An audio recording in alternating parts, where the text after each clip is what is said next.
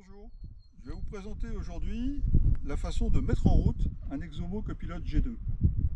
Vous allez voir que c'est le plus rapide du monde, c'est hyper simple. La première chose, quand on a monté la cage et posé la machine par terre, ça va être de mettre la batterie dans la coque. La batterie, elle fait une vingtaine de kilos, donc c'est lourd.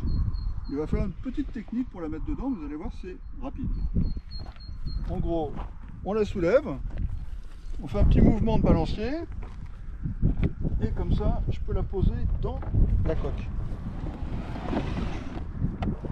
Il ne reste plus qu'à la sécuriser avec le scratch qui est monté sur le cadre. Ça, c'est fait. C'est la seule manip qu'on a avec la batterie. On va mettre l'hélice. L'hélice bénéficie d'un moyeu rapide, c'est-à-dire que vous avez juste un boulon central qui permet de solidariser l'hélice avec le moteur. Alors, je ne sais pas si vous remarquez, mais ça tourne à l'envers parce que en fait la vis est inversée. Comme l'hélice tourne à droite, on fait tourner le boulon de l'autre côté pour que si jamais ça glissait un petit peu, eh ben, voilà, ça bouge pas. Donc ça, c'est fait. Donc là, on a fait le montage. La mise en route elle-même, il y a une prise. Voilà, on l'enfonce bien à fond et c'est terminé. Le montage est fait. Vous allez entendre la machine démarrer.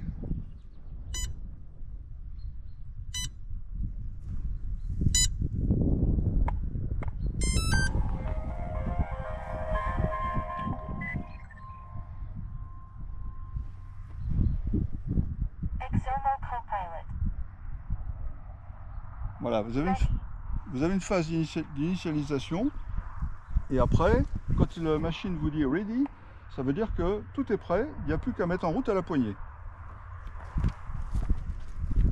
Donc la mise en route elle-même,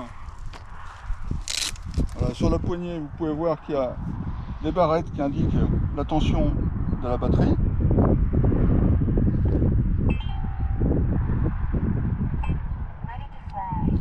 Ready to fly, la machine est prête à voler.